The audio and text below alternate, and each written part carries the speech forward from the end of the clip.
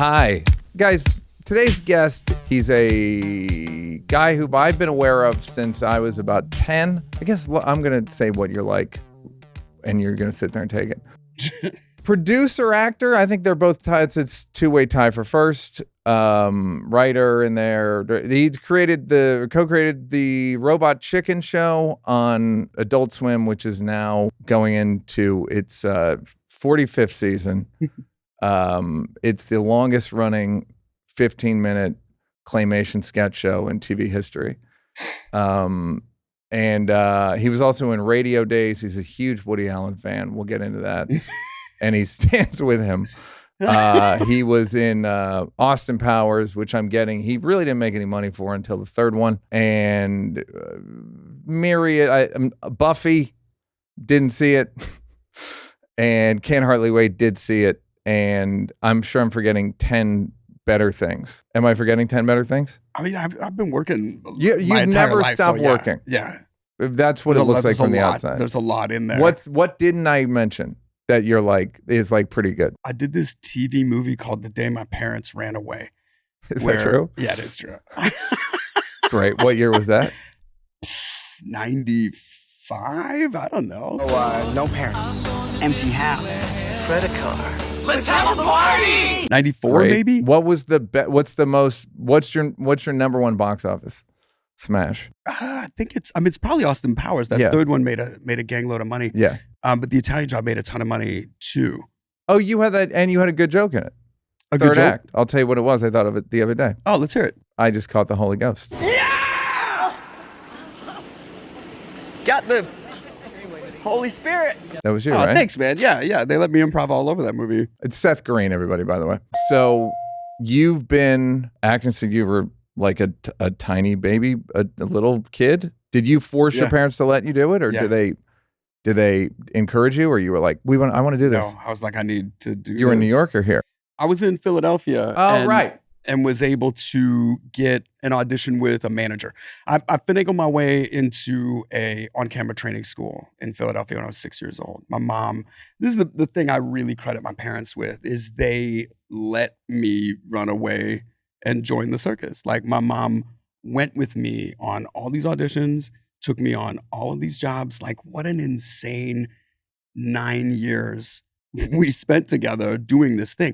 And it's crazy for me because you think about a kid, your kid, coming to you with that level of certainty. Like, can you even believe them? Okay. If you had a kid, hypothetically, would you let them be a child actor? Well, that kind of depends on how serious they are about it. It's a weird thing to say. How do you gauge that? I'd be optimistic that I'd raise a kid that would be comfortable telling me how they actually feel.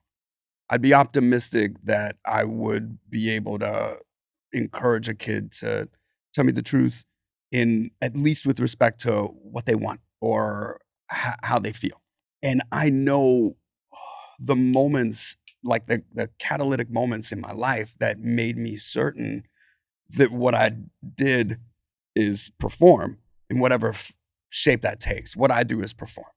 If my kid came to me with that level of certainty and willingness to actually do the work, to be disciplined, it's not an easy fucking task. But don't you worry about just the inherent danger of it?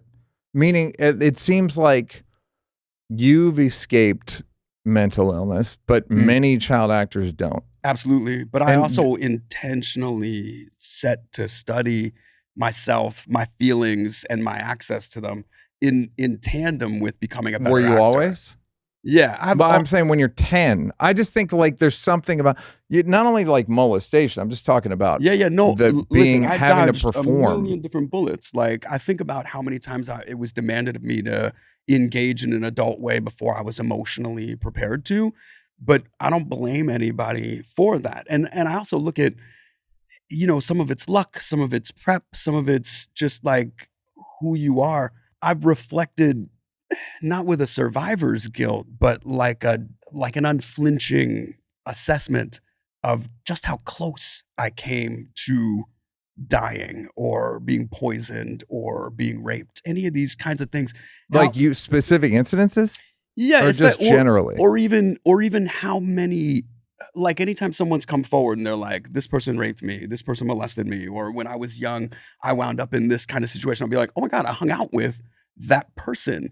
I was in a car with that person. I went to an audition and spent an afternoon with this person. I think, and like in those moments, I could reflect sort of and assume like, oh, what was that? But the things that I remember were not incidents of somebody preying upon me. right? You know what I But mean? you were adjacent. Always. You were in the same venue or the Which same. Which is kind of crazy. Yeah. Yeah. But I would do everything I could to prepare that kid for those levels of awareness. Like as fucked up as that sounds, I got exposed to tons of adult concepts, cultural things, like a million different schools of thought. And all it did was make me a little more aware that those kinds of things coexisted with all of these opportunities to do good. So, and probably a lot of positive adult concepts, like not just like. No, I learned don't even know what the stuff negative at an ones are. accelerated rate. I learned about things at an earlier time, so I didn't you formulate a worldview that was inhibited by an ignorance of the existence of these things. So your mom was taking you to these things. Did she also take you to? Did you also play soccer and all that shit? No, because I'm wondering what the because when you say you and your mom go to auditions for 9 years, do you think it ends up being around the same amount of soccer practices, games, basketball? Oh, interesting. I don't know. We had probably more away games than the average team. Like it's like you're like we're in like Montreal club league. Yeah, just not cities and states and countries. Right. You'd have to go shoot for a month or what was 3 the months? We were in where was that? That was. Yeah, it was all Montreal. For the day my parents got away? The day my parents No, the day my parents ran away, I was already living alone in LA. I had an apartment of my own and was responsible. How old? 17. I moved out. What do you make of that looking back? Well, it gives me a different impression of 17-year-olds when I meet them. As far as like, I had a level of certainty and capability, discipline, responsibility to not just succeed, but thrive at an age where no adult would have ordinarily given me that level of respect. But I had proven it over and over again that not only was I good at the thing, but I was going to work hard enough to be awesome at the thing. And if you hired me, not only am I going to come to fucking tear this thing apart, but I'm going to do something memorable that nobody's ever seen. You used to book a lot of shit. Like you weren't I was like, oh, fuck that guy. Found my niche. Affable stoner, the like kind of weird best friend who's always telling you should try this carbonated soda. I always, when I do commercials sometimes and on pitches, I say like, I'm not going to have people do what I call Sunny D acting. And you're exactly the right age. You probably audition for it, like Sunny D. We got soda, OJ, purple stuff, and 2 kinds of Sunny D. You get the Sunny D shit. I did a whole crush campaign. Like so you couldn't do Sunny D. Yeah, but they teed me up. I did their cream soda, their orange soda. It's Orange Crush. It's got huge taste. It's like massive. And it was a director. I did their grape soda at one point, and they had different flavors for different regions. So we would do the Canadian stuff, the Australian stuff. It was crazy. But I got in with this director and this company, and whenever they needed, the kind of accessible slacker, they called me. You can get a rhythm doing commercials or anything. Like when the casting people know you and can count on you for something, and then they call you in and you give them what they're expecting, everybody makes everybody look good. It's very exciting. Yeah. That's how this business runs. We're not here to talk about the business, though. I try to avoid it, generally speaking, but we're here to talk about blocks, and this kid's got some. Before we get to that, so when did you get married? 13 years ago. Oh, you've been married? Okay, I didn't know that. Yeah, 2010. Do you, because I see you socially, especially at the Comedy Store with Jeff Ross. Oh, yeah. And are you with your wife or no? Yeah. Because I just see like a scrum. Oh, yeah. Oh, sometimes she goes to the shows. No, the last several times I've been out to meet Jeff, it was just like a night out. How'd you meet her? We met in the nerdiest of ways, which is, Comic-Con? Yeah. We met it was at Golden Apple. We That's a really met different at one? Golden Apple on Melrose. Yeah. Oh, that's like It's like a hometown comic shop. love it. Yeah. So Literally. yeah, for real. So we both, independent of each other, when we moved to LA, sought out a home-based comic shop and found Golden Apple and became friends with the family that runs it.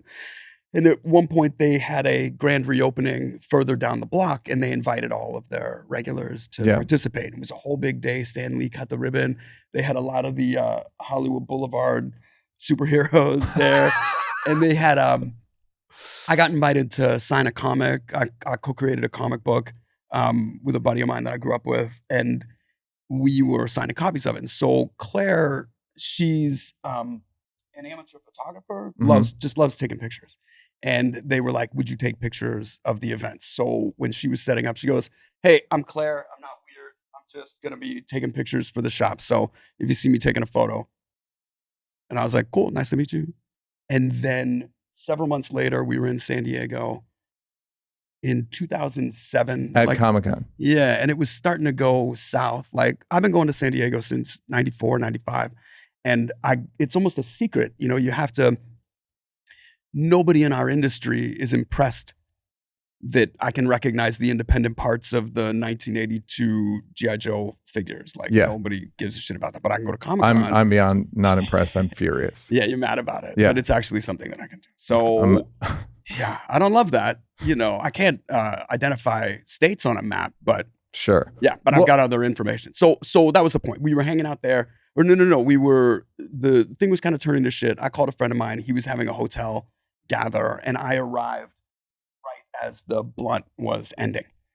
And Claire was like, we met before. I was taking the pictures at the Golden Apple, and I was like, oh yeah, that's great. She goes, do you want to smoke a bowl? I was like, yes, I do. And so everybody else in the room was ready to leave. And she and I just hung out there and got high together and made that Comic-Con a little less shitty. I always talk about relationships like it's got to feel like special and like it has to feel magical. Like you're robbing the bank where you're like, right. We were talking about that. Are you really a comic book photographer person? Like when she where you agreed to can't marry fucking me, believe I it. felt like I had actually won the lottery because we at that point we were friends. So we were both seeing other people when we met and serious about those relationships and didn't have like a romantic vibe at all. And it was months after I'd broken up that I even reached out to her. And it was my buddy, Matt Senreich, as a matter of fact, who was like Facebook friends with the co-creator of Robot Chicken. He was the Facebook friends with her. And he was like, oh, you should hang out with Claire. And I was like, I'm not trying to date anybody. Like I actually would love just somebody to get high and watch TV with. Maybe that's a thing. And he's like, yeah, you should call her. Yeah, that's what the whole thing is. It seems great. So I did. I called her up and she came over and we rolled a joint and smoked it together on my balcony. And I was like, are you hungry? And she was like, yeah. And I go, well, we can order anything or we can go to get anything. What do you like? And she's like, whatever. And I go, well, there's an In-N-Out down the street. She's like, oh my God, perfect. Thank God you said that. We got there, ordered the same meal, came back, and I was like, you want to watch some TV or something? So I put on, and at the time I had TiVo, and all the things in my queue were the same things that she was watching, except that I was watching Idol and Survivor. Because it was 2007, when that was new. And that was interesting. Yeah. But it was a year. It was a year before we dated. Like, we were just hanging out like that? Yeah, we hung out everywhere. Did she have a boyfriend? Huh? Did she have a boyfriend at the time? We were both single. And you weren't, nothing was happening. Neither of us were trying to make this happen. And that's part of why it worked so well is we were very unguarded, very neither one of us concealed who we were. We weren't trying to You weren't trying to you weren't performing. No, we were very transparently getting to know each other. And as a result, we were able to share things about each other that we wouldn't necessarily share. We were able to show acceptance for each other in areas that could feel vulnerable. Yeah, it was wild, and over that period of time, just becoming such good friends and even working through, I can't speak for her, but for me, I was really scared to genuinely like push this button and commit to this, because I was very aware. Commit to I like you. I would like to let's touch be your together boobs and stuff.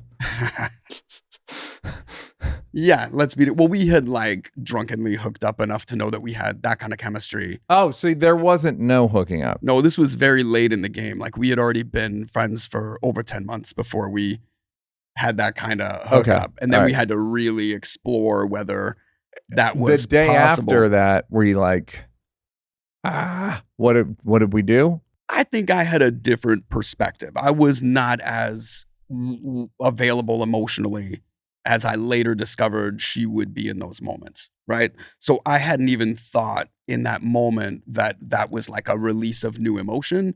I thought that was just like a thing that happened and we could still be friends. Oh, great. Yeah. Great. So Obviously, you were, I was not if correct. it sounds correctly, you were being a man. Yeah, totally ignorant. And she was being, I would like to endorse a book right now that I'm reading. That's so fucking good. I don't want to fuck up the title.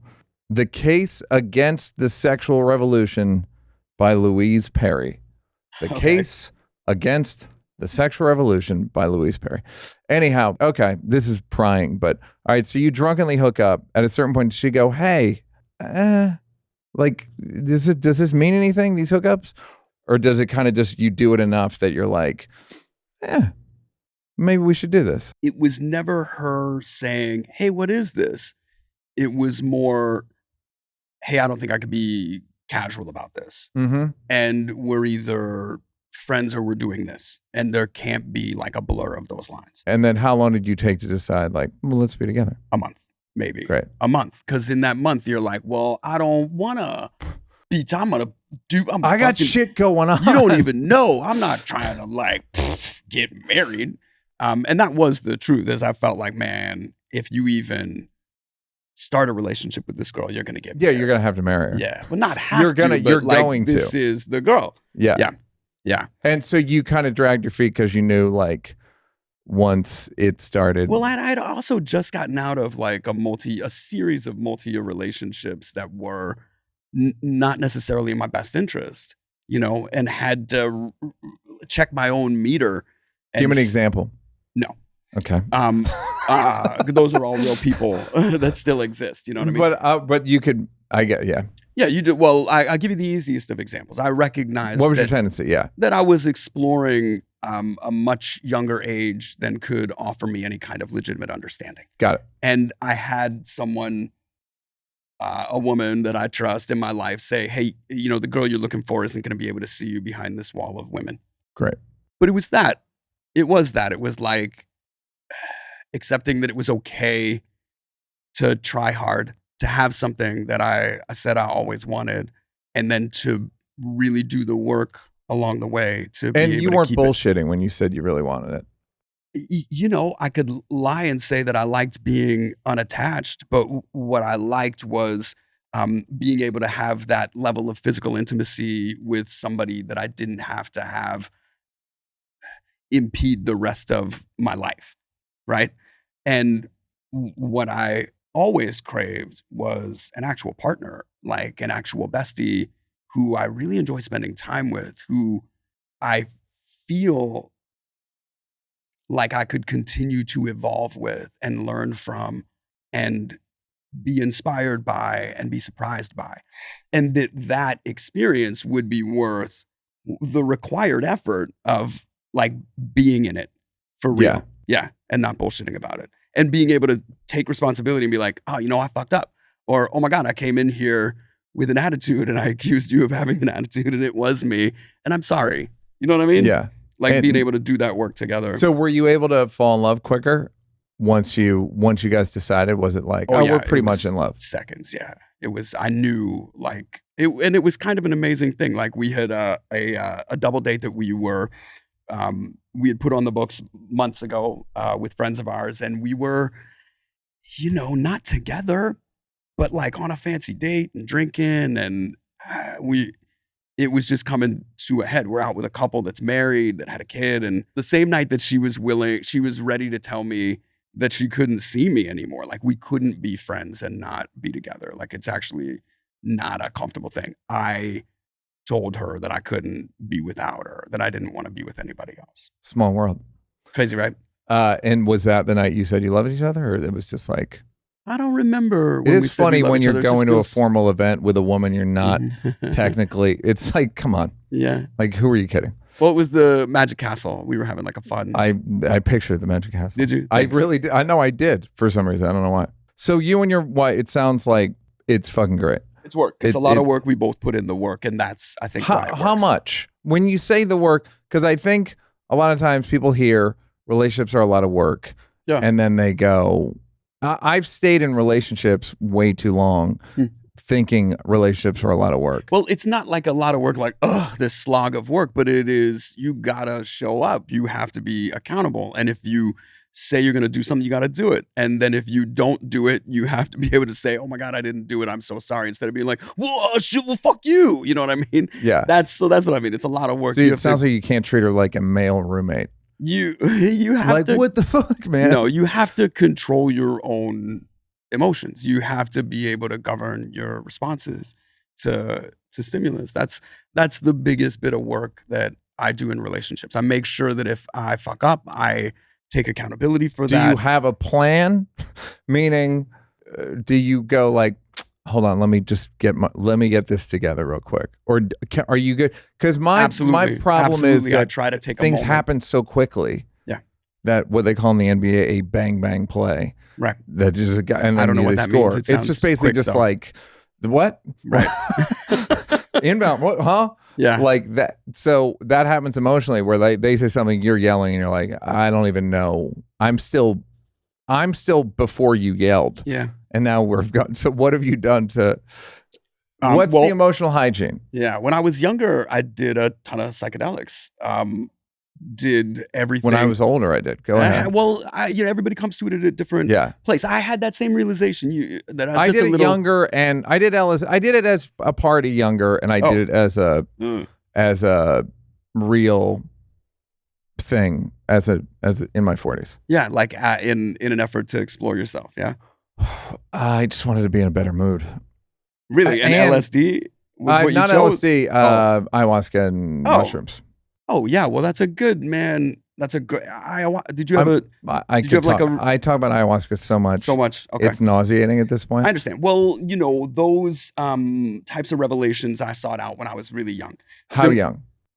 16 is the first time I did acid. Why? What consciously you were like, I want to grow up. This knowledge. Yeah. Well, it wasn't I want to grow up as much as I had done so much reading. I read like crazy when I was a kid, and so a lot of anecdotal stories about LSD. I read, the Merry Pranksters story, like Ken Kesey, the electric Kool-Aid acid test. Like I was just curious about that. And then there was a point where I wanted to do a school report on. Were you going to homeschool? What were you doing? I graduated from a public school in Philadelphia, but I had a lot of remote education with social workers and studio teachers when I was on site, but they let me maintain a regular curriculum with my classes so that I could at least stay current. Yeah. And I wrote a report about the government's unredacted experiments with LSD in the 60s. So I was real curious about the fact that it's just interesting how many people come to the same conclusion about what is consciousness and what is our access to it, and how do you separate yourself from all of these stimulus and all of these creative or cultural overlays of like how you are, what your parents give you in your DNA, separated from like what you can be, what you can feel, what you can emote, what you can relate to. And at a period of time when I was doing a ton of theological study, I was just curious, like, what are the unifying factors for religions? What is it that everyone's really trying to get at? It's that same place of consciousness, that stillness, the connectivity to everything. Yeah. Right. And so acid seemed to shortcut you into that consciousness. It makes you keenly aware of the idea that, well, cause it does. I'm going to object to shortcut. You did it at a party though, so you're getting I'm saying it's the only cut. Oh, interesting. I'm saying it's not like there's much of another way to get there.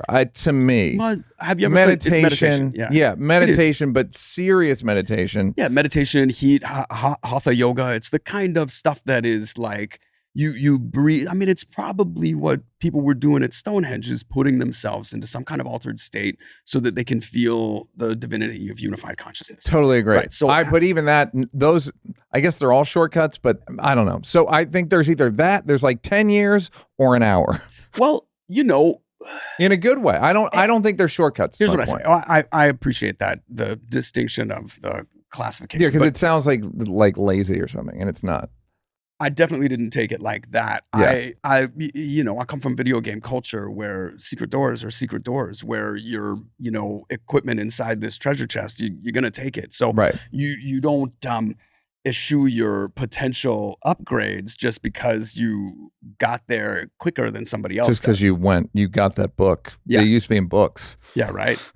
So with acid, I was really curious about that. And I took it in earnest, not at like a party, but with like here's my goal. Here is what I want to explore. Here's where I'm trying to review. And I kept notes, like I'm checking my pulse, like, how do I feel? I'm 30 minutes in. What do I was really it sounds like you maybe, because of the acting, you didn't have a ton of friends. And I don't say that as it sounds like a young, it sounds very like challenging. You had your own thing, and you probably didn't, you're hanging out with adults a lot. Yeah. And you probably just, like, the kids your age weren't doing it for you, or they thought you were weird. Or I found a lot of my people when I moved to LA and was amongst other performers that were trying to make a living at performing. Yeah. Like, as soon as I really committed to joining the circus, it was welcoming and accessible to me. But you have to do the fucking work. That's the point. There is no, it's that great, the meme, what's the secret? And then you open up, it's like, work hard. Yeah. That's it. So disappointing. It is, but it's the truth. And when you accept that, you know what I mean? When you really accept that, hey, none of this is going to come. I think about that with the industry all the time. People think that talent is enough to drive you permanently. You have to constantly be evolving and getting better and improving and demonstrating why you're here. Yeah, yes. There is no just showing up. All right, we were talking about your emotional hygiene in your relationship. So you do that. You do the acid as a kid. I did it, but there was a period of time where I was like hard investigating and disciplined about it to do it on the weekends. So I would work at a committed level on whatever I was doing, like very intentionally. And then on the weekends, TV shows or movies or whatever. Yeah, all kinds of stuff. Yeah. And then on the weekend, I'd, in a very controlled environment, do this kind of experimentation. Okay, but you mentioned it in regards to your emotional hygiene with your wife. Yeah, well, in every capacity, like, because there's things that you see under that influence that your ability to God's eye your own your identity, your ego, your id, to like really separate from those and say, what is holding me back? What am I presenting with? You know what I'm saying? Yeah, of course. That stuff. So I got there as a teenager and used all those tools to continue to build on that. And that wasn't like an instant win. That's what I'm saying. I'm almost right. I've had consistent. I'm going to bleep it. Anytime we talk about anybody, I bleep age. And why? Because it's hilarious. Because it's disgusting how old we are. It's a crime. Oh. We're kids. Don't you get it? Well, that is kind of the revelation, right? Is that everybody feels nobody like feels their age, like a teenager so until they die. You're like, what the fuck? But what I was gonna say, that's what I don't like when people our age, you see them. I remember when you were like the kid in radio days, sure. And then I see you growing up, and I'm like, wait, I'm not fucking. Thankfully, you still strike me as like a teenager. I mean that in a positive way. Do you know what I mean? Like I will never see you as what someone who's never seen you before will see you.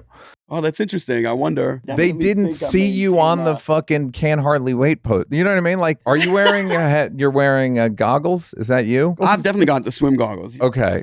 What I'm trying to say is, so you get some enlightenment, but then you spend 15 years dating the wrong kind of girl. Sure. Yeah, but that's a different kind of burden, can you right? Swear it? Yeah, I can.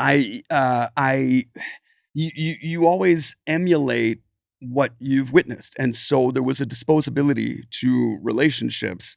And then there was also this assumption that being married meant screaming at the top of your lungs at each other. Oh, right. Right. So I come out into the dating world and I'm convinced that especially when I hit LA and everybody's like, yo, you got to play games, dude. You got to like mental hijinks these women. You got to like trick these girls into thinking you don't like them. You got to treat them like shit, all this stuff. Yeah. And I was like, oh, all right. Is that the way to get laid? Like, okay, I'll do my best.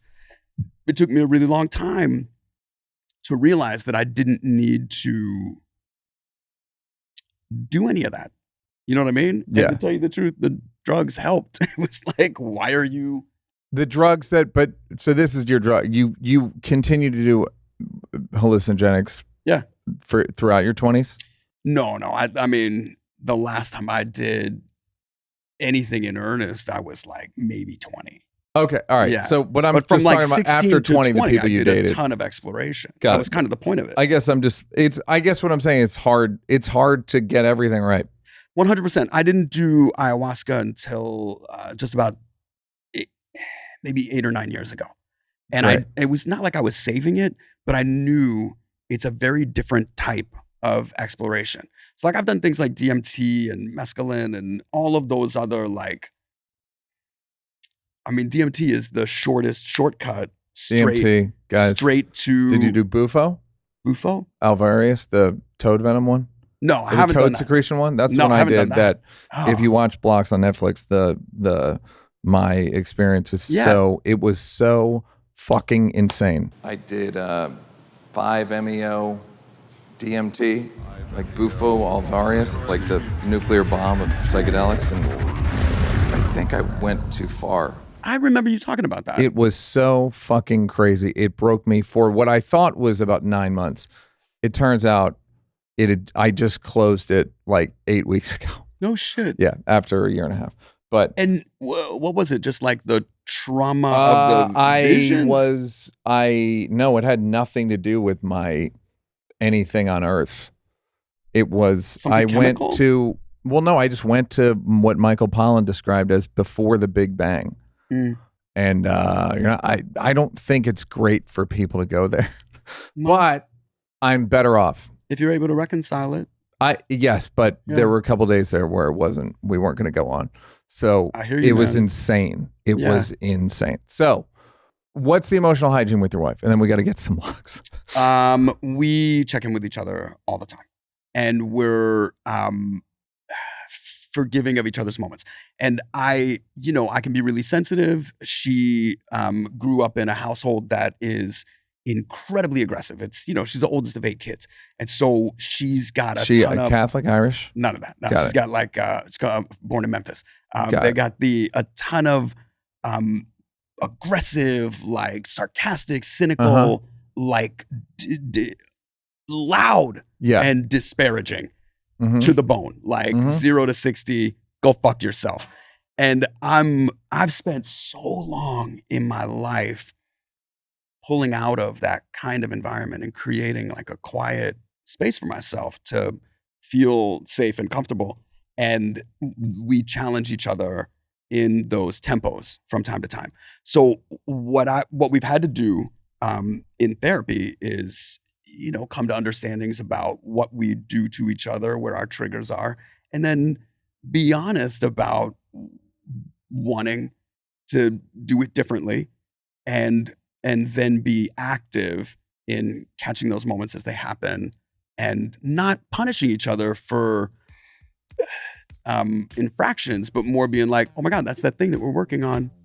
That's that thing we're working on. And here Right. we are. Here we are. Remember? Okay, I know how to Yep. solve this. We've got tools. Great. Introducing Mando. From the makers of Lume Deodorant. Mando Whole Body Deodorant is the all-terrain vehicle of deodorants. ATV for short, if you're super cool. It goes everywhere is the point. You can put it on your pits. You can put it on your package. Put it on your feet. Put it, if you got skin folds, not me, too skinny. Back, knees, everywhere. The point is, body odor happens all over your body. So why are you just putting deodorant on your pits? It's a good point. Because, you ever smell somebody and you're like, that's not from their pits. but it's not good. Mando is powerful. It's clinically proven to control odor everywhere, but gentle enough for your sensitive bit. Try Mando's cologne quality scents and smell the difference from your underarms to your under testicles. Special offer. New customers get $5 off a starter pack with our exclusive code and link. Use code NEAL, N-E-A-L, at ShopMando. That's ShopMando.com. I've tried it 2 days in a row now. I'm going to tell you where I put it. I put it on my pits, and I put it on my upper back, and I put it not, you know, you know what I mean? So that's where I put it, where I felt like I needed it. Actually, you know what? Today I put it on like love handle. It works. It's pretty like seamless. Like I smell good, you know? Mando is seriously safe to use anywhere on your body. Again, I'm working up to more areas, but I trust it'll work. You can put it on your pits, your packages, your grundle and balls, belly buttons, butt cracks, stinky crevices, stomach folds, and feet. It was created by a doctor who saw firsthand how normal BO was being misdiagnosed and mistreated, and it's clinically proven to block odor all day and control odor for up to 72 hours. How? Well, unlike some deodorants that try to mask odor with a fragrance, Mando is formulated and powered by mandelic acid to stop odor before it starts, more like a preodorant. Am I right, ladies? Not a deodorant, a preodorant. It's baking soda free and paraben free, pH balance for safe use below the belt, clinically proven to control odor better than a shower with soap alone. 12 hours after a shower, the average man's grundle odor level was a 5 out of 10. With Mando, the average grundle odor is a 0 out of 10. Mando's starter pack is perfect for new customers. It comes with a solid stick deodorant, cream tube deodorant, 2 free products of your choice like mini body wash and deodorant wipes, and free shipping. As a special offer for my friends and listeners, new customers get $5 off a Mando starter pack with code NEAL at shopmando.com. That equates to over 40% off your starter pack when you visit shopmando.com and use code NEAL. Mando. Block number one. We will have blocks before this, but the ones you pre-sent, which I appreciate. Moving too fast. Yeah. Tell us about moving too fast. Sometimes I get very excited. I'll see the end of a very big picture at the beginning and want to get there without rigorously taking the steps towards it. Is this professional? Yeah. Largely? Yeah. Yeah. I mean, but it can be as simple as like, well, I'm gonna get all this shit downstairs. I'll probably put more in my hands than I can manage down the stairs just to make it like one trip. That's, you know what's funny about just about every time you drop and break something, it's because you're trying to. It's the most obvious metaphor maybe on earth. Yeah. Yep. And we do it constantly. Yeah. Patience is it's something I really aspire towards, and also something that challenges me. All right, so it's just a thing you've had to get a grip on, this need to go. Yeah. Did you do it with your wife? You do it with friends? Everywhere. Don't you get all it? over? Yeah, just moving too quick. Yeah. Yeah, you were half an hour early for this. It's like, I'm coming, but you know. Yeah, that's true. Well, I just want to make sure I had the parking right. Yeah. What do you tell yourself to get over, like, slow down? That's it. Shh, take a breath. All day. Yeah. Well, I mean, they can be worse. Truth, Neal, that's why the weed, quite frankly. Like, there's all evidence points to the fact that I would test high for ADHD. You know what I mean? I've never taken that test because, man, I don't want Adderall. You just passed the test because you didn't even say that. You said ADHD. Oh. You said ADHD. I don't know what you said, but you skipped the second ADD. ADHD, yeah. You won't even say it. You got give him the fucking medal. He doesn't. He's got this shit. He can't even pronounce the second AD. Yeah. Number 2, I'm very guilty of this. Talk more than listen. Yeah.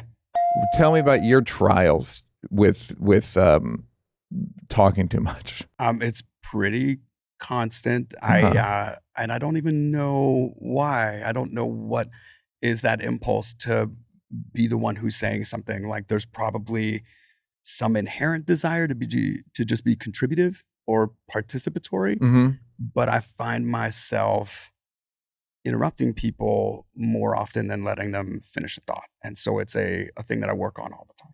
I'm right there with you. And I think what I tell myself is that I do want to contribute. I mean, I'm of two minds about it. Errol Morris, the great documentary director, Fog of War, Thin Blue Line, et cetera, and Chipotle commercials, literally directs Chipotle commercials. That's where the money is. Tell me about it. Is the voice offline, literally or off camera. He's asking about, what do you tell me about the avocados? So is this stuff really fresh? Yes. It's one of the most famous documentary directors alive because his movies don't make money. So what his philosophy of documentary directing is just don't respond to people you're interviewing and they will spill the beans. Right now, I'm like, because you didn't respond, I want to go like, ah. I know. And I've practiced yeah. this lack of response because I catch myself. I'm sure we watch this tape back. I'm like, ADHD. Can't help but monologue for a while. And also, I'm deeply tangential. I get very. This is the ADHD thing where I'm pretty sure it's probably I can't stay focused. Yeah, no, I'm with you, and it is. You do have to train yourself, and I also want to be entertaining. So that thing you were talking about, tangential, some of it is like ball hogging. Yeah, but some of it's like, hey, here's a thing I read.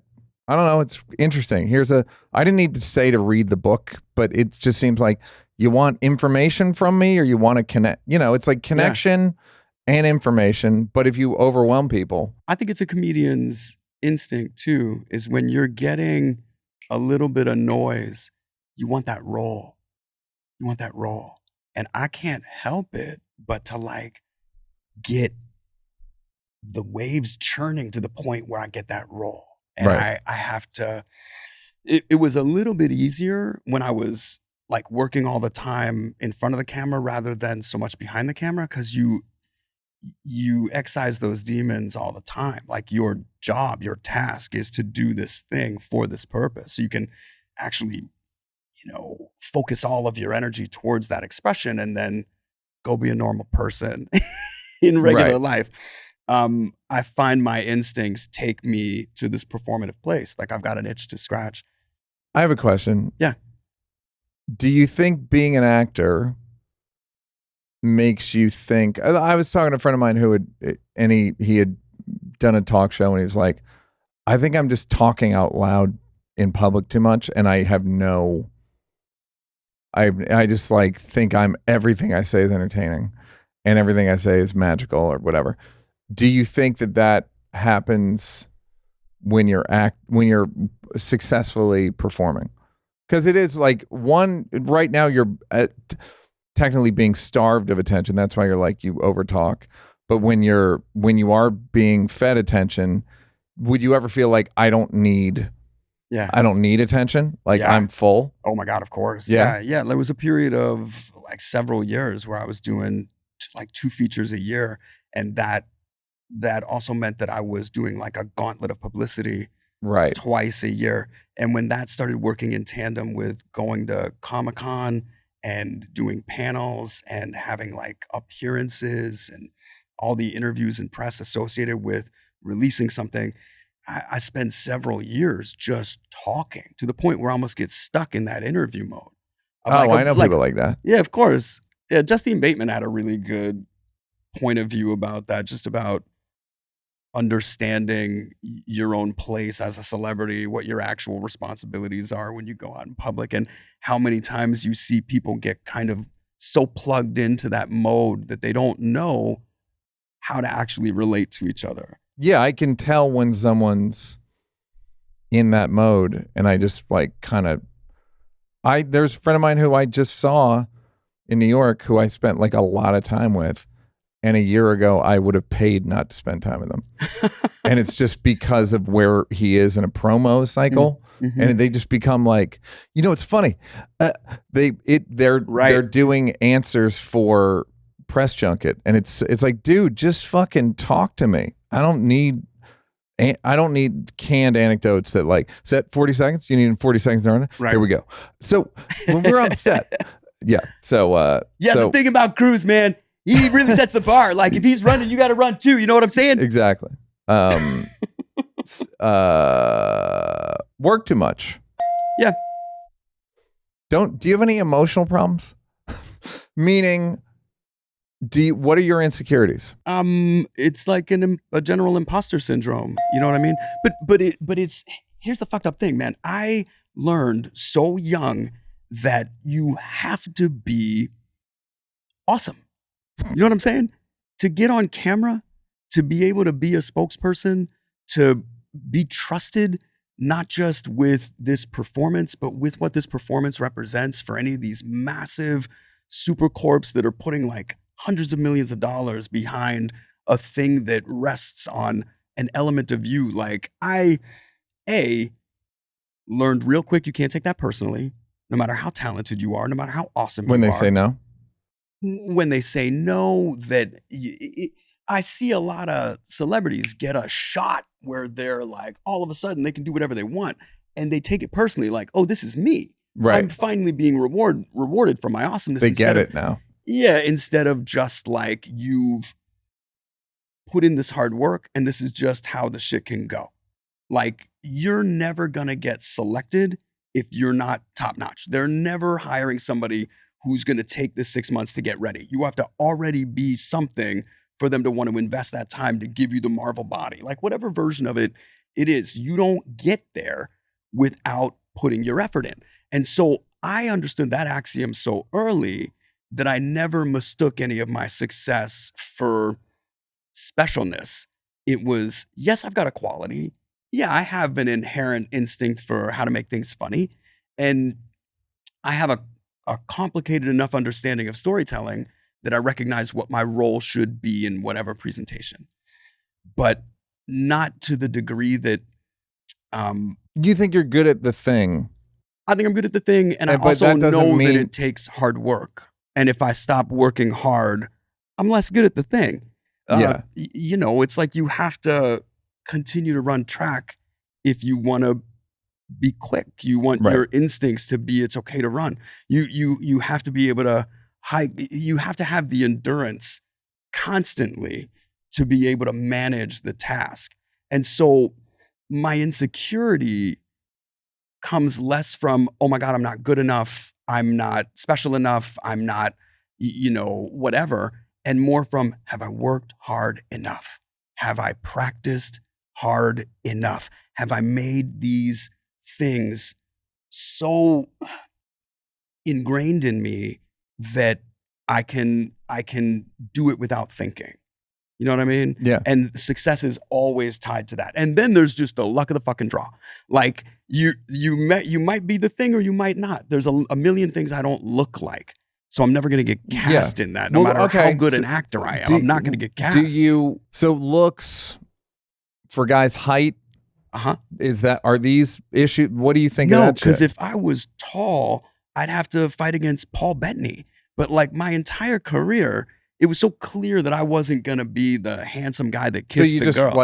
I immediately leaned hard into that. You immediately accepted that. Yeah, so there was a period of time, especially post-radio days, when I was like 14 years old, about to turn 15, and could not get work. Like 15, it all just sort of, there was a year of just not getting anything.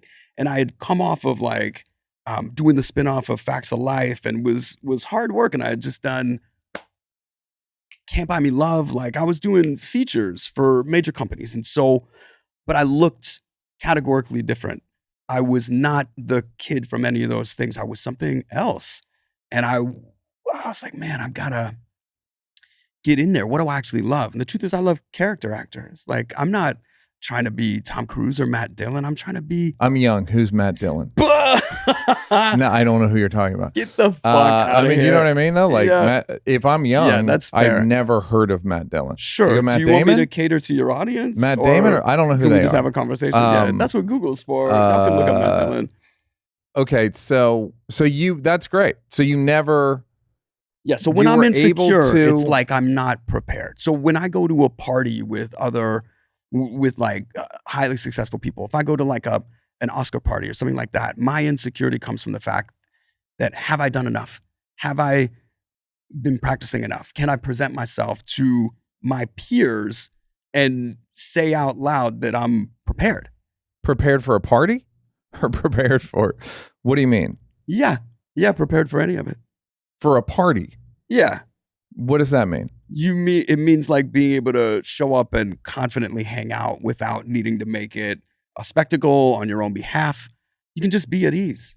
You're comfortable. You're not like performing. Is that because, are you talking about doing work at your job? Yeah. Okay, you're not talking about like, come on, we're going to go to this party. You're not hyping yourself up for the party. You're just saying like, no, but I think hard. Like most people, I have a tremendous social anxiety, especially Huge. about interacting with people that I haven't seen, that I see maybe once a year or once every 3 years, and yet have a collected shared community And with. what do you do before a party like that? Because I have a thing that I do, which is I don't go to the party. Yeah, we definitely do a lot of not going, which is it only hurts you. Because the truth is, when you take the opportunity to socialize in an easy way with your peers and not have any pressurized performance aspect about it, it's really rewarding because you feel a little less alone. You're like, oh my God, all these relative strangers are trying to do the same thing that I am. This means something. It's worthwhile. You know what I mean? I mean, there are times when I've gone and felt more alone. Absolutely. So that's why though? Because I'm just very aware of like status differences, even if they're subtle. Yeah. And it bugs me out. It bugs you out. Yeah. Do you think anybody else is thinking about those differences? Yeah. Judging you? Yep. I think it's inherent. I think it's inherent in human existence. And is your grievance that there's judgment or that there's a disparity? It's not a grievance per se with them. It's just like, this is not a comfortable thing for me. Being like low status or medium status or high. When I'm high status, I feel bad for you know what I mean? Like, I just don't like, I'm very aware of it. And it just makes it less enjoyable. I really just like talking to one person. That's just what I like. Like, I really conversational monogamous. Just one person at a time. Honestly, I don't like groups. I don't like, did I tell you about Jeff? It's Steve came by. You get it, Lefty. I don't enjoy that. It just feels goofy. I can do it, but it feels phony to me. I understand that. Anyhow, discipline with exercise. Yeah. Go on. Well, I used to be really, really good at it when I was very young. I think I was about 15 when I started like going to a gym and attempting to strengthen my muscles and also improve. I think you're talking about exercising. Yeah, exercise. Well, it's like improve your flexibility, creative readiness. Especially as an actor, you get asked to do all kinds of crazy shit. Right. Stuff that would not be germane to the role that you're playing. And you just have to take on physical tasks that it can be anything. And then on top of that, you need endurance to go all day, to be able to sit still for hours at a time while the shit is getting prepped. And then the second they call action, you gotta hit the fucking mark, do the thing. The rain is blowing, the thing is pulling you, and you might have to do it twice. So you gotta be ready. I have a question, which I've never actually asked an actor. It's something I assume. But when you go to set, especially on a TV show where you have to shoot a lot of shit in a day, do you kind of think like, I have to do this in 3 takes? Even if it's dialogue, I have to do this in 2 takes? There's definitely an understanding that you might not get more than a couple takes. Like if the director is moving, I snap a lot, huh? If a director is moving quickly or they have to make a day, there is a really good chance that you're gonna have to trust that first take, right? Yeah. So there is a bit of being prepared enough to like get it right the first time, but also emotionally accept if you got it right the first time and you don't get a second shot at it. And they're like, all right, we're moving on, to like emotionally be able to say, all right, we're moving on. Yeah. Cause I feel bad when I'm working with like a star and then the other person in the scene, and I give the star 6 takes and I give the other person 1. Well, there is you as a director need to know what about this moment is important. And sometimes if the person doing the line gets it right, you don't need alternatives. No, I get that. I feel bad for the actor.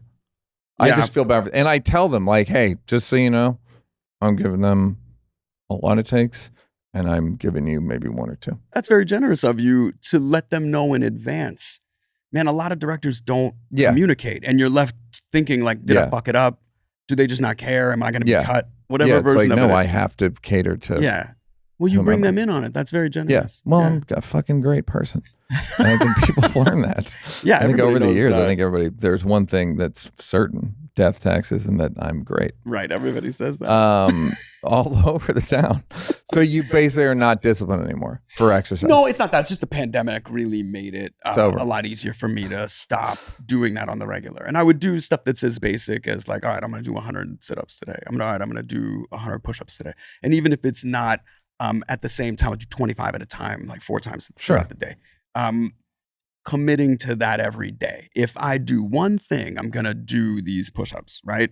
I've lost a bit of that discipline to say, well, I'm going to do that. So days go by without where I just don't do it. Do you feel worse? Yeah. Interesting. I can't note things like people go, you're vegan, you feel better? No. When I'm exercising on the regular and like on a bike with keeping my wind up and my body feels stretched and ready, that's when I feel the best. And I'm sure that's like kid actor shit in me, just like always feeling ready. You don't get hired for stuff. You know what I mean? No one's looking to improve you to make you right for the part. You gotta be. You have to be better than their expectations. You gotta be as good or better. You gotta be ready for the thing. Is that kid actor shit? Probably. Every kid actor I know that's stuck around, they have that deeply ingrained thing. Like me and I'm good friends with Macaulay Culkin. I'm good friends with Sarah Gellar. Like we've all known each other years. And even Brenda Song, you've got this thing in you that's like a willingness to work hard, a willingness to put your share of effort in. Is part of it just like a weird psychological thing of pleasing adults? When you're a kid, they all seem like really they want to please adults. That's really interesting. I got so attracted to storytelling at a young age, and I saw an audience. My mom worked at summer camps, and I hung out with all the teenagers. I was like 5 years old, 4 or 5 years old, hanging out with all the teenagers. And the ones that were doing talent shows or drama program, I was just so excited by this idea. Playing pretend, creating imaginary circumstances, and then convincing the audience that this is real, even for the benefit of making a joke or telling a story or relating something emotionally significant. I just was so attracted to the concept. And I got to do this talent show with these kids, and they let me improv at fucking 5. And then the next summer camp my mom worked in, I begged the drama program to let me get on stage with them, and they wouldn't until the second term of the summer camp. They let me have one line in Hello, Dolly. What was the line? She's here. She's here. Dolly is here. She's here. She's here. Dolly's here. Dolly's here. And then Dolly comes in. Hello, everybody. And they do the Hello, Dolly, like the whole review. And I always say about musicals, they could have just left it at Hello, Dolly. Right. They didn't have to sing. Right. Everybody said hello. Right. There's none what of those are you other. doing? Yeah, you get the vibe. Tell me what you need me to know. I don't need a song about somebody entering. I feel that way about Les Mis. Like Les Mis is the ultimate, man. Somebody's got to speak something. You know what I'm saying? Somebody please say something. No, say something like speak something, because everything is hello, Neal. I cannot help but notice you have a Topo Chico. Fucking kill me. You're a dangerous man. Nothing that I prefer more than a cold carbonated water. Stole a loaf of bread. You know what I'm saying? That makes me crazy. I hate that shit. I like the Carole King musical because she's a songwriter. So the reason they would sing is because she go, hey, I wrote a song today. And then she'd play a fucking excellent song. And then her husband was also a songwriter. And he'd go, I wrote one. And it was fucking great because it made sense why they were singing. It wasn't just this weird reality where people format, sang. Yeah. Okay. So the people pleasing thing. Yeah, for me, it was always just the excitement of putting on a show. Like You're very positive in a way that I find admirable. Like I envy in that you go into investigations of ideas wanting to come to some positive conclusion. It seems like I like understanding things, but because there's a reason, there's a root origin for whatever this thing is, and I like getting to the bottom of that. But I feel like you're more apt to give it come to a positive conclusion than I am. believe deeply in the inherent goodness of people, even though I'm constantly witness to the absolute Why? worst. Why? Because I've seen it, man. I've seen it also. I'm saying You've seen it. You've felt it. Yes. You've had those moments of like real connection with somebody, even if it's a hug. Like you knew Saget. Saget, man, he made you feel loved and seen, and I aspire to that. That's like a good way to look. No, there are people. There is that sort of like that. We're all in this together. Saget was great with Life that. is Saget, Rock hard, said, dude. Saget loved being a comedian. Yeah. Like he was openly Yes. loved being a comedian. Were you there the night that Robin Williams died? There was like an I emergency wasn't there. get together No. at the Comstar. I ran into Bob there, and we were like sitting in a booth together and just trying to deal with it. And I can't remember who went up. Might have been Norm went up, and Bob was just like, the second Norm was like, he was into 2 jokes, and Bob was like, I gotta go, and he went up on stage, just went right up and like crushed it. Like made us all roll about it, like cry and laugh. And I was like, man, that is your superpower. Yeah. I don't have that superpower. I don't either. But I knew it early but too, that I couldn't do stand up like that. But what I'm saying is that's a good mood helper. I'm betting is that if your MO is to kind of see the good, it's so much better than me looking for like, well, I'll tell you why. I've been there though. I've spent years. I spent years in that headspace, and it didn't make anybody feel good, especially not me. So it's that same thing about like, is this going to change or am I going to change? Right. I'm going to change it by making fun of it. That's my... Absolutely. That's my... man, when I'm at a funeral, I'm going to idea. have the best zingers because that shit's hard to take. Yes. I think that's the thing, Bob, Robin, comedians like that, you know how hard it is. You know how hard it can really be. And the opportunity to make somebody smile instead of frown is so precious. I almost feel hearing about it like being a person is hard, or funerals are hard. Life is fucking hard, dude. It is hard being a person.